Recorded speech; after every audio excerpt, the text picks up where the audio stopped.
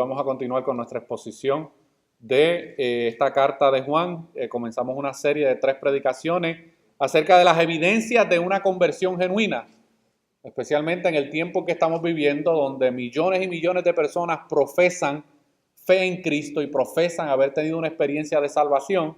Creo que es necesario examinar a la luz de la Escritura lo que las Escrituras nos revelan acerca de esto. Así que vamos a estar hablando hoy acerca de la evidencia del amor fraternal. El amor fraternal como una evidencia de la conversión.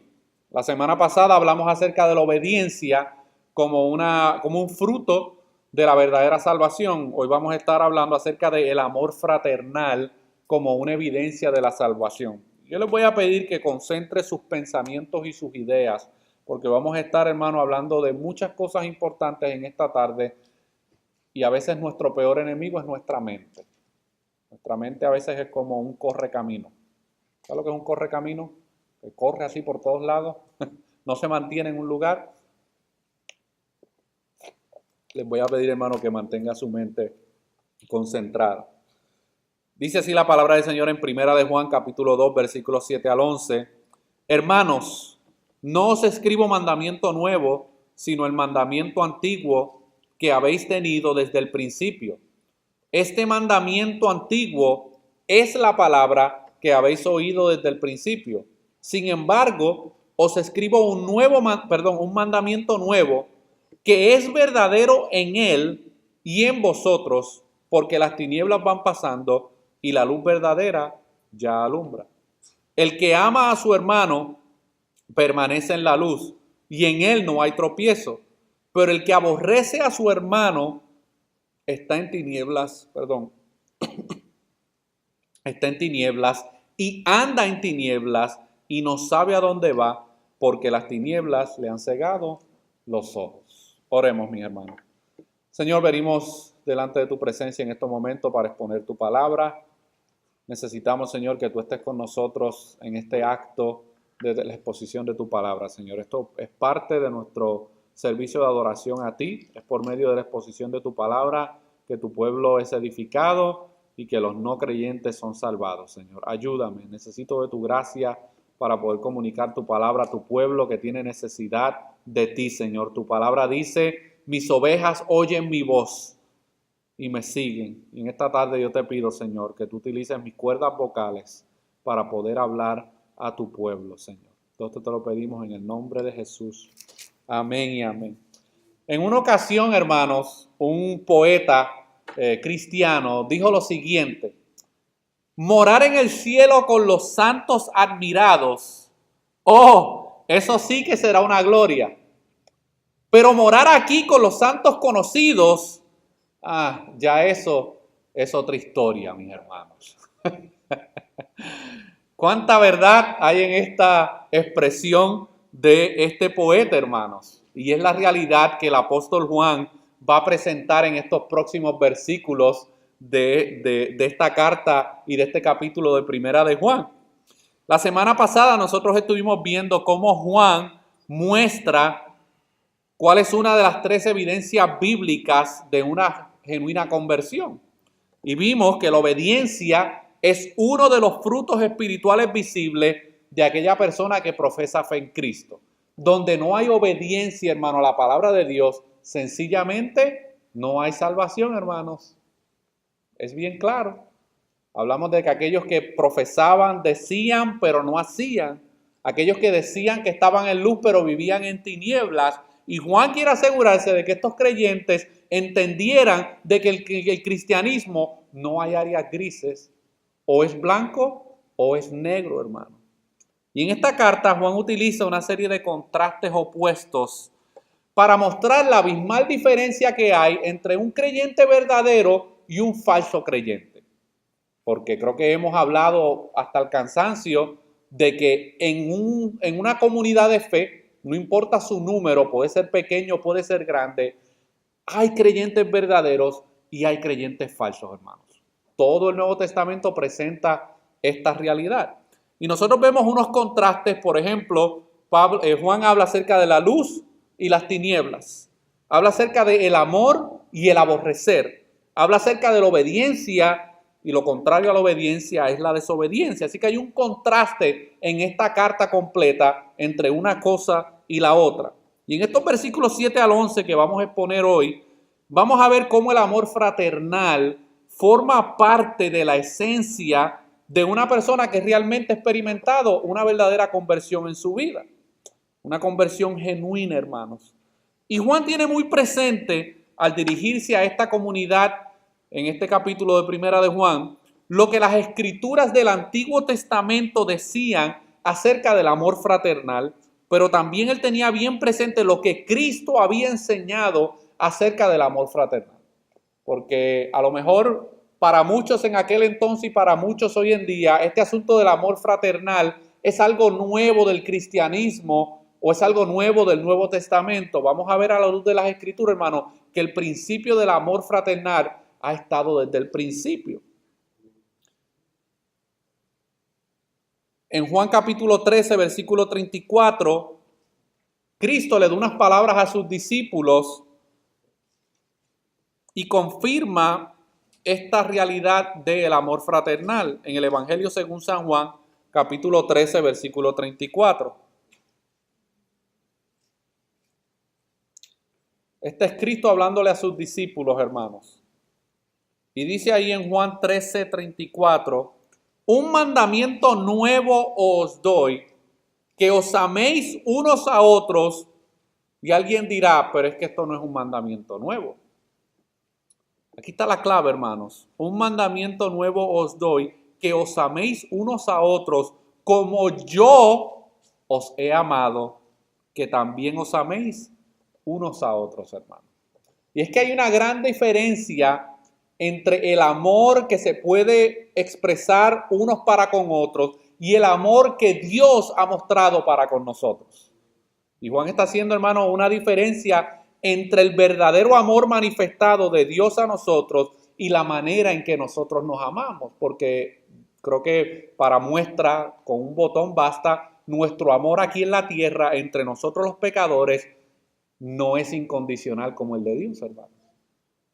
El amor de nosotros es condicional. Me quieres, te quiero, me aprecias, te aprecio, me tratas bien, te trato bien. Sin embargo, el amor al cual Cristo se refiere aquí es el amor con que Él ha amado a sus discípulos. Con ese tipo de amor es que Él desea que sus discípulos ahora se amen unos a otros. Y estas palabras de Jesús retumbaban, mis hermanos, en la mente de Juan. Y esas mismas palabras son las que Él ahora va a utilizar para exhortar, reprender e instruir a estos creyentes a los cuales Él le escribe esta carta de Primera de Juan.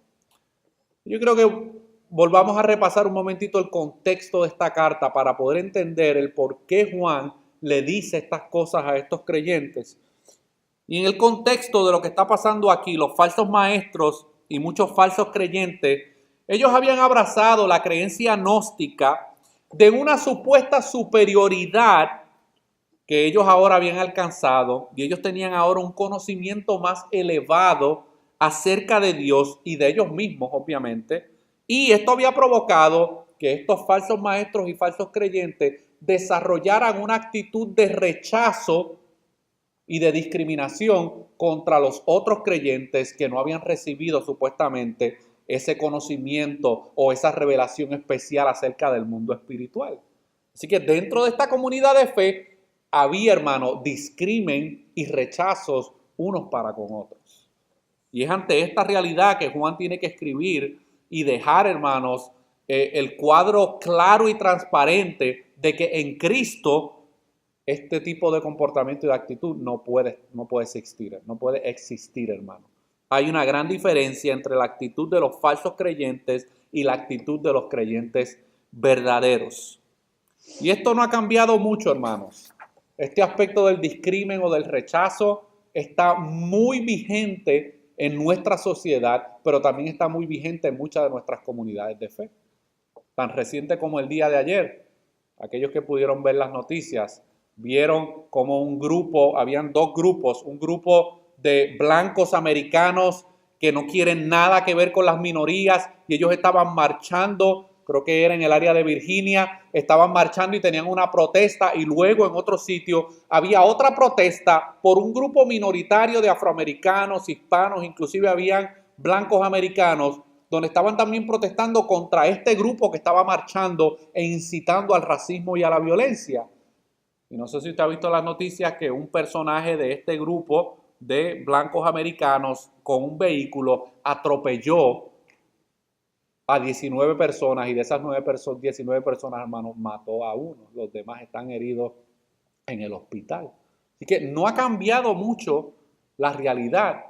Y lo más probable, alguno de estos personajes que hicieron esto, o el personaje que hizo esto, a lo mejor es una persona que inclusive hasta profesa, porque esa es la ironía, muchos de ellos profesan conocer a Dios, muchos de ellos profesan que Dios es el Dios de esta nación. Sin embargo, muestran con sus actitudes y su rechazo y su discrimen todo lo opuesto. Yo quiero que comencemos a hablar, hermano, con lo que Juan presenta aquí como el mandamiento del amor. Eso lo encontramos en el versículo 7. En el versículo 7, Juan va a describir el mandamiento del amor. Dice en el versículo 7, hermanos. En otras versiones de la Biblia usted va a encontrar que esta palabra, en vez de hermanos, dice amados. Pero en esta versión Reina Valera dice hermanos, no os escribo mandamiento nuevo, escuche bien esa palabra, no os escribo mandamiento nuevo, sino el mandamiento antiguo que habéis tenido desde el principio. Este mandamiento antiguo es la palabra que habéis oído desde el principio. Juan comienza en este versículo 7 a recordarle a su audiencia una verdad de la cual ellos ya estaban bastante familiarizados. Este mandamiento del amor no era algo nuevo. Este mandamiento del amor no era una nueva revelación o una nueva doctrina de parte de los apóstoles. De hecho, en el Antiguo Testamento nosotros vemos que ya Dios había establecido las bases del verdadero amor a través de los 10 mandamientos. Y quiero que me acompañen a Éxodo capítulo 20, versículos 2 al 17, porque aquí vamos a ver la manifestación del verdadero amor. Y usted dirá, los 10 mandamientos, ¿pero es que acaso los 10 mandamientos, al contrario, nos revelan nuestra incapacidad? Bueno, es verdad, pero es aquí donde Dios manifiesta el verdadero amor. Éxodo capítulo 20, versículos 2 al 17. Y dice así la palabra del Señor. Esto es lo que se conoce como los 10 mandamientos. Se supone, hermano, que como creyentes nosotros no sepamos estos 10 mandamientos.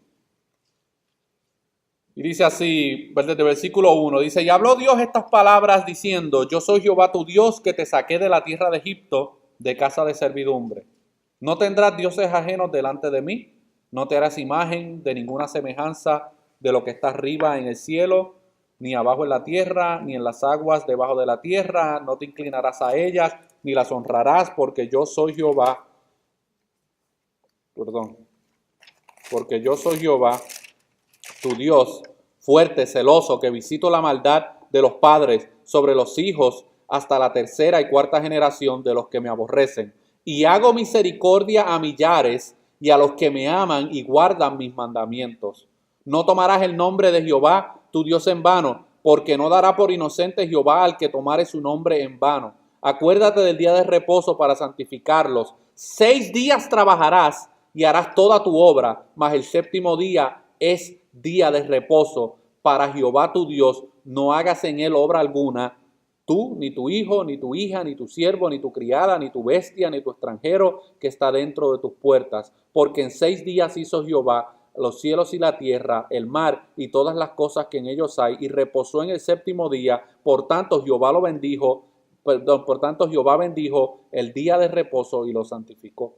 Honra a tu padre y a tu madre, para que tus días se alarguen en la tierra que Jehová tu Dios te da. No matarás, no cometerás adulterio, no hurtarás, no hablarás contra tu prójimo falso testimonio, no codiciarás la casa de tu prójimo, no codiciarás la mujer de tu prójimo, ni su siervo, ni su criada, ni su buey, ni su asno, ni cosa alguna de tu prójimo, hermanos. Así que en los primeros 4 versículos nosotros vemos cómo debe ser el amor de una persona hacia Dios. Y luego en los otros 6 mandamientos vemos cuál debe ser el amor manifestado hacia el prójimo. porque la manera en que yo muestro mi amor hacia Dios es cumpliendo los primeros 4 mandamientos. La manera en que yo muestro mi amor hacia el prójimo es con los otros 6 mandamientos de los 10.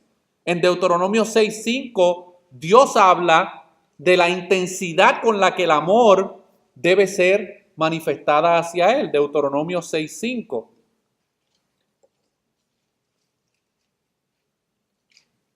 Dice así la palabra del Señor en Deuteronomio 6:5. Y amarás a Jehová tu Dios de todo tu corazón y de toda tu alma y con todas tus fuerzas, hermanos.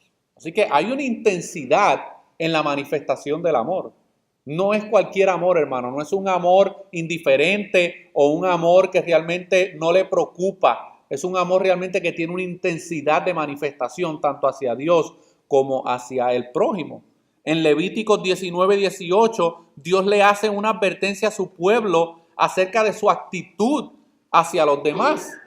Miren lo que dice Levíticos 19:18.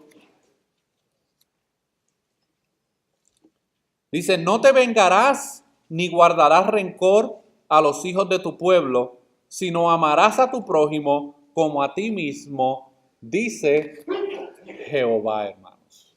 Así que nosotros debemos manifestar un amor específico para con Dios, pero también hay un amor, hermano, específico para con el hombre, para con el prójimo. Así que nosotros vemos que desde el principio, hermano, el amor a Dios y por ende el amor al prójimo son las marcas visibles del que es de Dios desde el tiempo antiguo. Por eso es que Juan les escribe en el versículo 7, hermanos, no os escribo mandamiento nuevo, sino el mandamiento antiguo que habéis tenido desde el principio.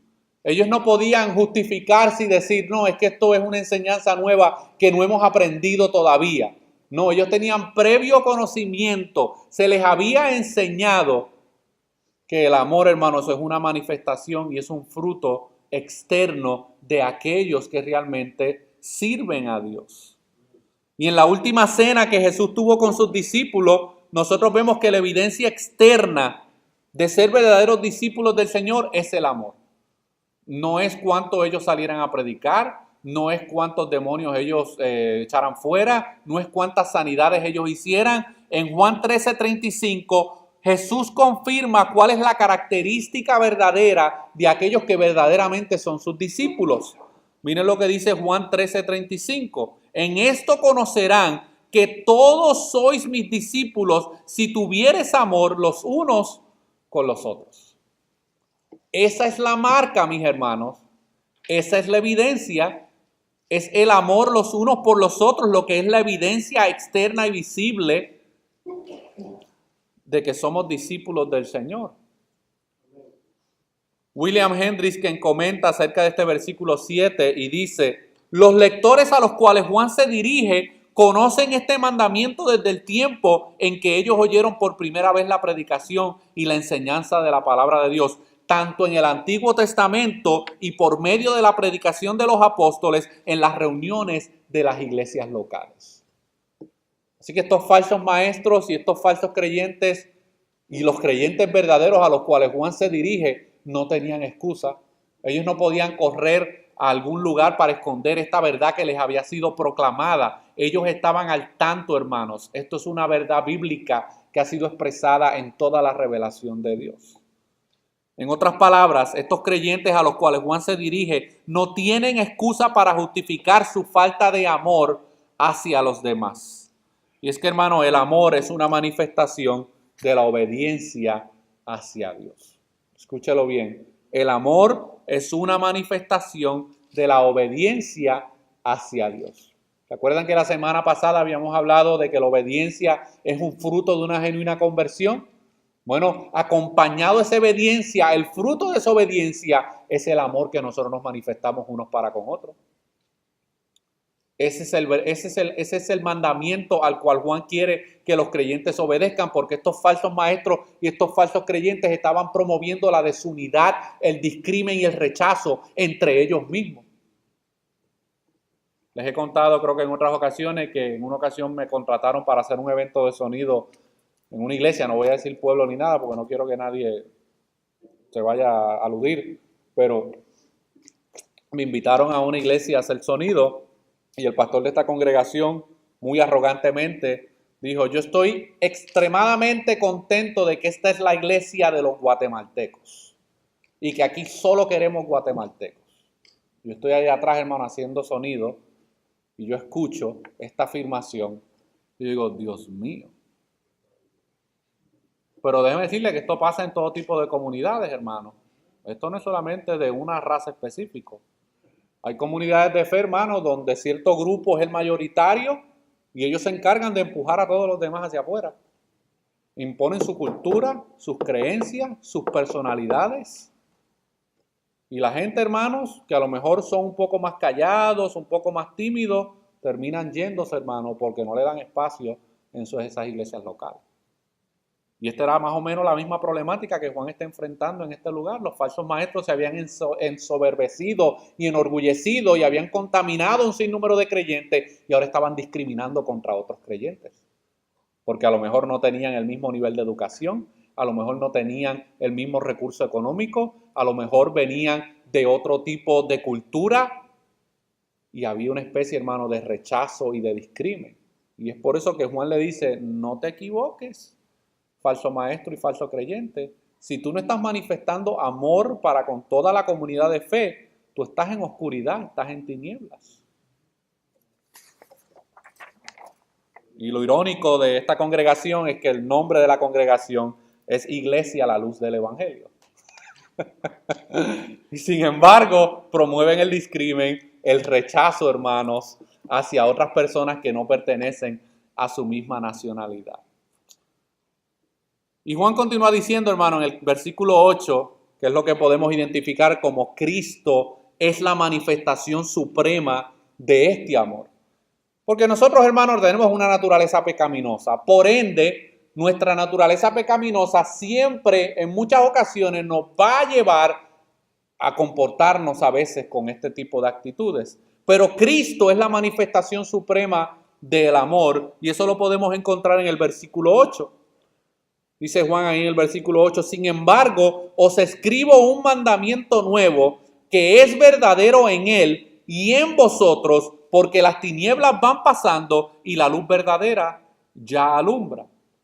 Y aquí aparentemente hay como una contradicción. Porque en este versículo 8 parece como que Juan se está contradiciendo, porque si usted se fija en el versículo 7 que habíamos visto, él había expresado que él no les estaba enseñando un mandamiento nuevo y sin embargo ahora comienza este versículo 8 hablando de un mandamiento nuevo. Sin embargo, os escribo un mandamiento nuevo que es verdadero en él y en vosotros, porque las tinieblas van pasando y la luz verdadera ya alumbra. Y es importante que nosotros entendamos que la diferencia o la clave para poder entender esta aparente contradicción que Juan está diciendo aquí, la vemos en las palabras que es verdadero en él y en vosotros. Ahí está la claridad, aquí está lo que aclara esta supuesta contradicción. Me explico, hermanos. Este mandamiento del amor toma ahora una nueva perspectiva porque Jesús es la expresión más elevada de la manifestación del amor que jamás el mundo haya conocido. Por eso es que el texto dice: os escribo un mandamiento nuevo. ¿Cuál es ese mandamiento nuevo? Bueno, ese mandamiento nuevo está encerrado en que es verdadero en él, en Cristo es verdadero este nuevo mandamiento y por ende es verdadero ahora en nosotros como creyentes en Cristo. Se lo voy a parafrasear. En otras palabras, ahora Dios en la persona de Jesucristo habita dentro de los creyentes y es por medio de Jesucristo que ahora los creyentes pueden manifestar el verdadero amor. El falso creyente no puede ver esta realidad manifestada en su vida porque Jesús no es una realidad en su vida. Por eso el texto dice: les escribo un mandamiento nuevo que es verdadero en él. Cualquier otro tipo de amor que los seres humanos se manifiesten o se compartan con los demás no es verdadero. Está falto, está limitado, hermano, porque el verdadero amor se manifiesta en la persona de Jesucristo. William Barclay comenta acerca de esto y dice, este mandamiento era nuevo porque se había elevado a un nivel completamente nuevo en la vida de Jesús. Y era como Jesús había amado a los hombres, que ahora los hombres debían amarse unos a otros. Antes de Cristo, el amor se podía manifestar hasta cierto nivel. Pero ahora en Cristo, hermano, el amor verdadero ha sido elevado a un nivel mucho más superior. Dice, bien podría decirse que la humanidad no sabía realmente lo que era el amor hasta que lo vio en la persona de Jesús, hermano. Así que no podemos desconectar la persona de Cristo de nuestro amor fraternal unos para con los otros. En el momento en que sacamos a Cristo de la ecuación, nuestro amor, hermano, tiene la facilidad, pero súper rápida, de ser un amor fingido, de ser un amor lleno de hipocresía, de ser un amor a conveniencia. Pero la expresión máxima del verdadero amor que nosotros podemos experimentar, la experimentamos en Cristo Jesús. Fuera de Cristo, hermanos, nuestro amor está limitado. Fuera de Cristo, nuestro amor tiene tantas deficiencias, pero en Cristo nosotros podemos manifestar el verdadero amor porque Él nos ha manifestado el verdadero amor para con nuestras vidas. Y este amor que Jesús llegó a manifestar, o este tipo de nueva expresión de amor, lo podemos ver en dos direcciones. Número uno, llegó a ser nuevo por la amplitud que alcanzó. ¿A qué me refiero con esto, hermanos? En Jesús el amor alcanza hasta el pecador. Y esto es bien interesante porque para un rabino judío ortodoxo en la época de Jesús, miren lo que un judío o un rabí ortodoxo, aquellos que enseñaban en la sinagoga, miren lo que ellos pensaban acerca de los pecadores. Y ellos decían, hay gozo en el cielo cuando un pecador desaparece de la tierra. Y esto era lo que ellos le enseñaban a la gente, hermano, en la sinagoga, los rabinos judíos, especialmente hacia aquellos que no abrazaban el judaísmo. Ellos le enseñaban a la gente, Dios se ríe y se regocija cuando un pecador muere y desaparece de la tierra. Pero Jesús, hermano, sin embargo, nosotros vemos en los evangelios que Jesús fue el amigo de los marginados y de los pecadores, y estaba seguro de que había gozo en el cielo cuando un pecador volvía al hogar. Esa era la razón por la cual los fariseos y los líderes de la sinagoga odiaban a Jesús. Porque ellos discriminaban y se separaban y rechazaban a los demás. Y sin embargo, Jesús, ¿qué hacía? Se sentaba a comer con los pecadores. Dejaba que una prostituta le lavara los pies. Ellos no entendían ese tipo de amor, hermano. Ellos no podían comprender ese tipo de expresión. ¿Cómo Jesús, que dice que es el Hijo de Dios, el Mesías, por qué se está mezclando y comportándose con esta gente de la manera en que lo está haciendo, hermano? Jesús elevó la expresión del amor a un nivel donde ningún pecador ha podido manifestar unos para con otros. Pero también, hermanos, el amor de Jesús alcanzó a los gentiles. Y ahí estamos incluidos tú y yo. Según algunos rabinos judíos, escuche bien, y esto lo creen hasta el día de hoy y lo enseñan hasta el día de hoy en las sinagogas, los gentiles fueron creados por Dios para servir de leña en los fuegos del infierno. Para eso es que un líder de una sinagoga judío ortodoxo piensa de ti y de mí. Que tú y yo servimos de leña para las llamas del infierno, hermano. Pero para Jesús, Dios amaba al mundo de tal manera que dio a su Hijo. Esta expresión de amor, hermano, que Dios manifestó en la persona de Cristo, confrontaba de una manera tan directa la hipocresía religiosa de los líderes y de muchos judíos en su época. El amor llegó a ser algo nuevo en Jesús porque Él extendió sus fronteras hasta que no quedó nadie fuera de sus brazos. Cuando usted lee Juan capítulo 10, donde habla acerca de Él presentándose como el buen pastor, Él acusa a los líderes religiosos de Israel y los llama asalariados.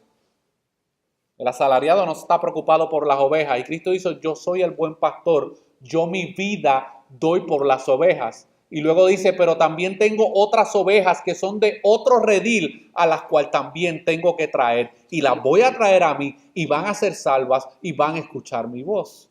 El amor de Dios, hermanos, a través de la persona de Jesús, se extendió mucho más allá de los límites de Israel.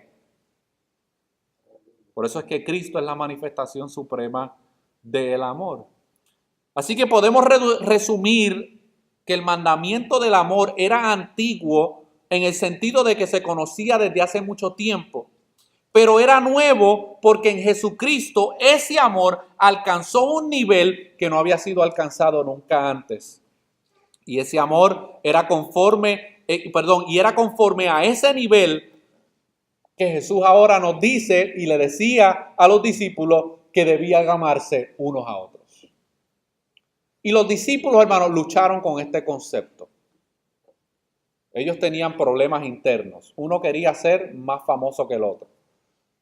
Habían hecho una reunión acerca de quién iba a ocupar qué posición cuando el reino de Cristo fuera establecido. ¿Se acuerdan de esa historia? Cuando le dicen a Jesucristo, estaban murmurando entre sí, haciendo planes y clasificándose unos a otros. No, yo no creo que Mateo sea un buen candidato, porque mira, él no tiene buen testimonio aquí en la comunidad, porque pues ya sabemos que le robaba a la gente dinero. Bartolomé, no, la personalidad de él como que no va para el reino de Cristo. Estaban haciéndose, hermanos, evaluándose ellos mismos para ver quién iba a ser el más grande en el reino de los cielos. Y Jesucristo, que sabe todas las cosas, hermanos, los oye murmurando y dice, ¿de qué ustedes murmuran? Y uno se le acerca y le dice, es que queremos saber quién de nosotros va a ocupar la izquierda o la derecha cuando tú vengas en tu reino. Y Jesús, hermano, con tanta paciencia y amor le dice, mira, búscame ese niño que está ahí. Y se lo trae. Dice, el que sea como este niño, ese se sentará conmigo.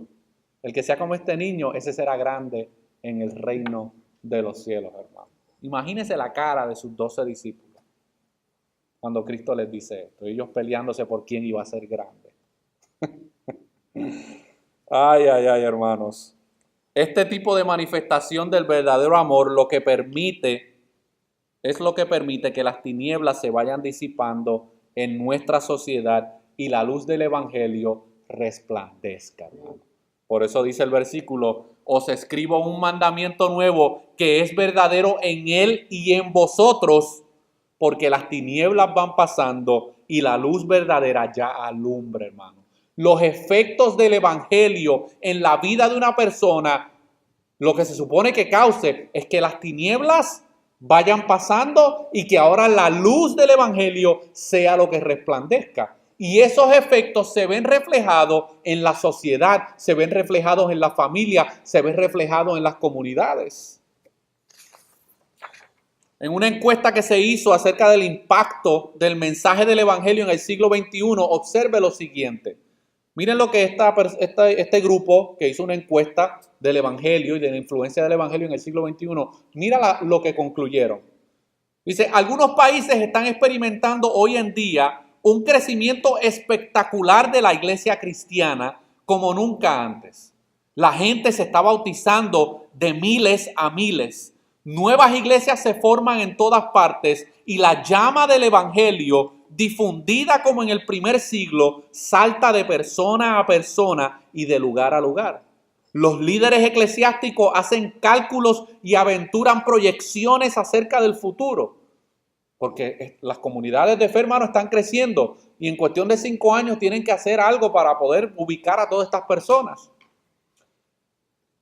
Dice, este rápido crecimiento de la iglesia cristiana conforta el corazón de muchos creyentes. Sin embargo, los observadores que están en el lugar de los acontecimientos comentan que si bien la fe cristiana es evidente los domingos, durante la semana parece estar ausente y carece de significado en el mundo del trabajo diario, hermanos. O sea que aparentemente, según esta encuesta, el cristianismo se puede ver el amor fraternal y el amor de Cristo en nuestras vidas cuando estamos en un servicio.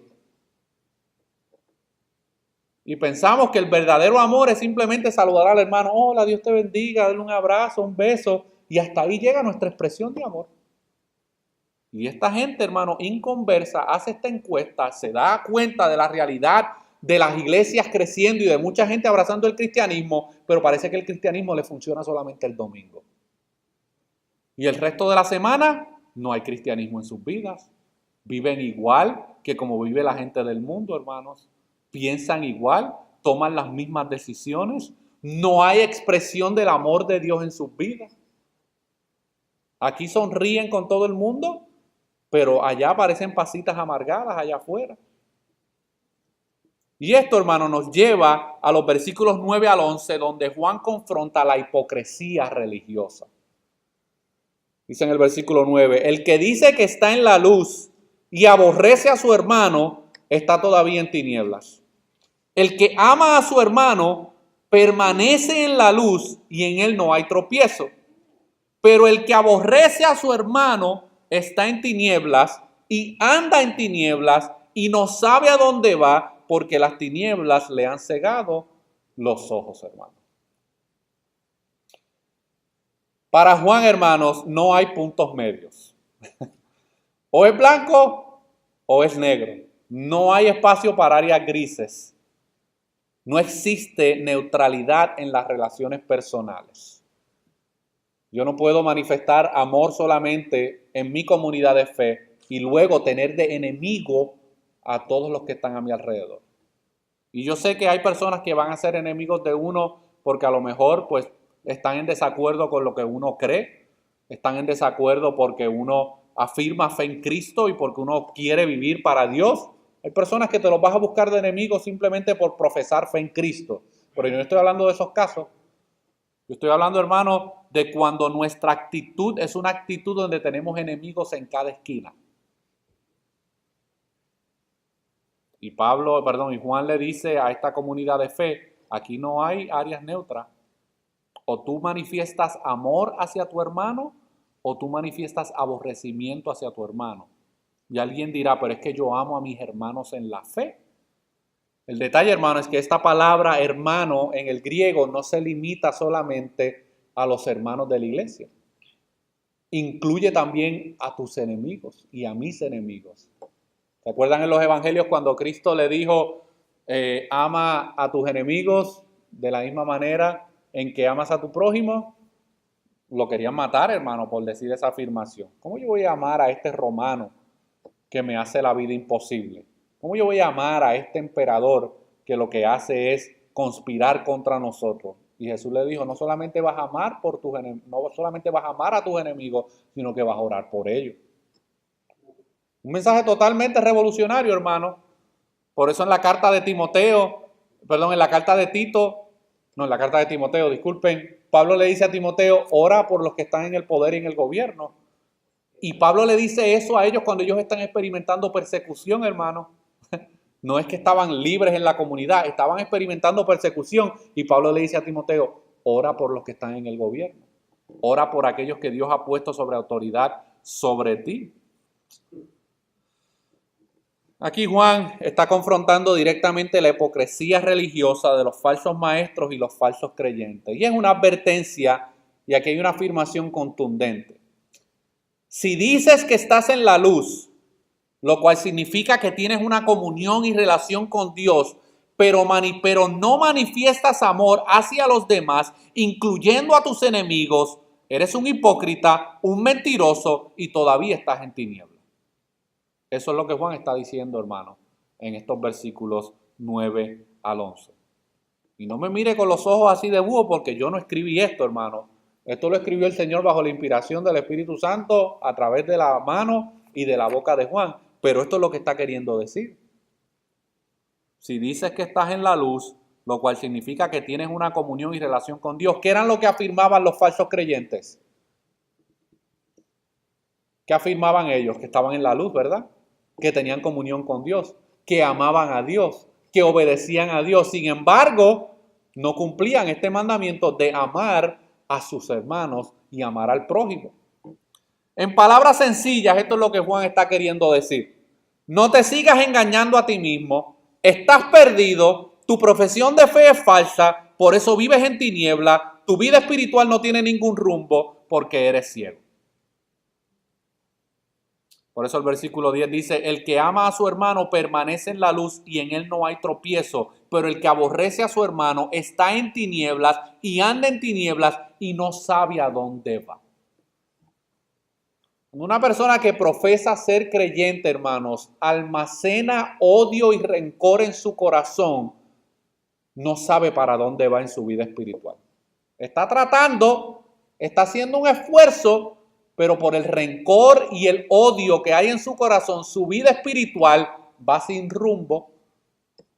Es como una gallina sin cabeza. Usted le ha cortado una cabeza a una gallina y la deja suelta, está así por todos lados, hermano. Y se le van detrás para tratar de agarrarla y no pueden. La persona que profesa fe en Cristo, que profesa estar en la luz, que profesa tener comunión con Dios, que profesa amar a Dios, hermano, pero manifiesta odio y rencor en su corazón, el texto es bien claro. Estás en tinieblas, vives en tinieblas y no sabes a dónde vas. El verdadero amor en Cristo tiene manifestaciones externas, hermano. Tiene manifestaciones externas. Yo no puedo simplemente decir que yo amo a mi esposa y no le manifiesto con mis acciones mi amor hacia mi esposa. Yo no puedo decir yo amo a mis hermanos en la fe y se queda ahí en palabras. No hay una expresión, no hay una acción de manifestación de ese amor. Y como les dije ahorita, el amor entre hermanos no es llegar aquí el domingo y decir, hola hermano, Dios te bendiga. Eso no es la totalidad de la expresión del amor, hermano. Yo creo que es importante que nosotros examinemos nuestra confesión, que era lo que Juan quería que estos creyentes hicieran. Examinemos nuestra confesión y manifestación de amor los unos por los otros. Aquí hay unas preguntas que yo quiero que nos hagamos en esta tarde, que yo creo que era lo que Juan quería que estos creyentes se examinaran y realmente se hicieran estas preguntas en su mente. ¿Cuándo fue la última vez que oraste personalmente por tu hermano en la fe o por tu prójimo? ¿Cuándo fue la última vez que te preocupaste por la vida espiritual de tu hermano en la fe o por la de tu prójimo? ¿Cuándo fue la última vez que sacaste un tiempo para compartir personalmente con algún hermano en la fe o tu prójimo para darles palabras de aliento y para compartirles el evangelio? ¿Cuándo fue la última vez que buscaste la reconciliación con aquellos que te han agraviado o también con los que hemos agraviado? Porque a veces va de lado y lado. Decimos, no, es que yo tengo un problema con fulano de tal, pero es porque él me agravió. Bueno, ya nosotros hemos visto cuál debe ser, ¿verdad?, el paso a seguir cuando hay un agravio, especialmente entre los hermanos en la fe. Si tu hermano peca contra ti, ve tú y habla con él solo. Pero ¿y qué pasa cuando nosotros somos los que hemos agraviado? Porque le decimos, esperamos que los demás se disculpen con nosotros por el agravio que nos hicieron, pero ¿y cuando somos nosotros los que agraviamos? A nuestro hermano en la fe o a nuestro prójimo. ¿Cuál es nuestra actitud, hermanos? Y yo no quiero convertir esto, hermano, en un mensaje moralista o legalista. Yo simplemente quiero que veamos, hermano, que nuestra esperanza descansa solamente en la persona de Jesucristo.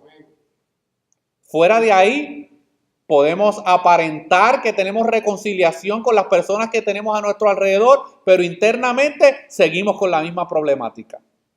Nuestra única esperanza y nuestro único lugar de refugio lo podemos encontrar en el Evangelio y en la persona de Cristo. Es a través del Evangelio que podemos encontrar verdadero perdón. Y es a través del Evangelio que nosotros podemos disfrutar del verdadero amor. Todas estas cosas, hermanos, están en Cristo.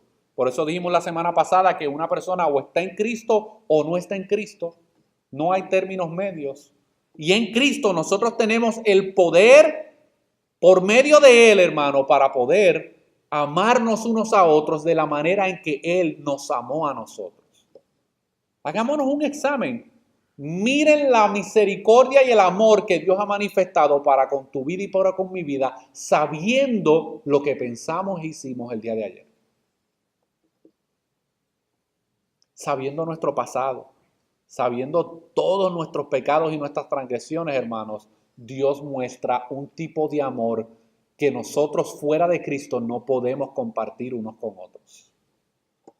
Por eso Juan 3:16, ese famoso texto bíblico que se cita en tantas reuniones, porque de tal manera amó Dios al mundo que ha dado a su Hijo unigénito para que todo aquel que en él cree no se pierda, mas tenga vida eterna.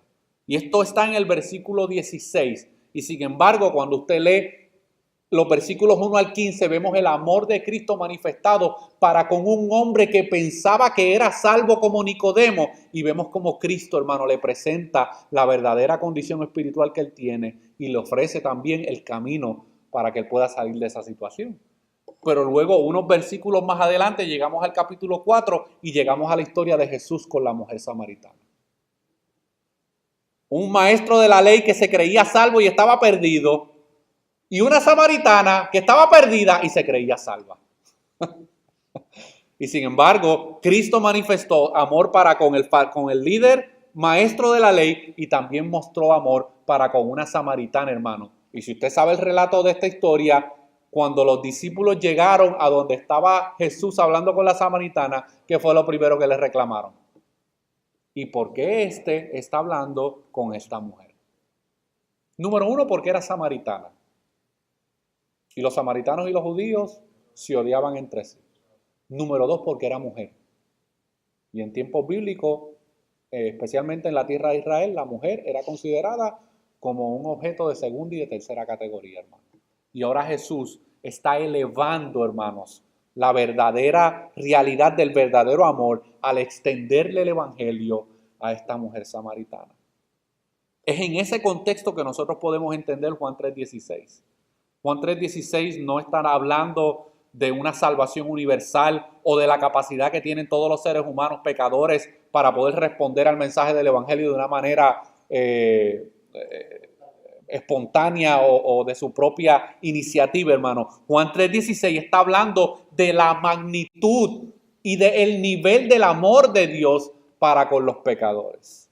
Y Cristo demostró con su vida el verdadero amor de la siguiente manera. Acompáñeme a Juan capítulo 15, versículos 12 al 17, y ahí vamos a estar concluyendo. Juan capítulo 15, versículos 12 al 17.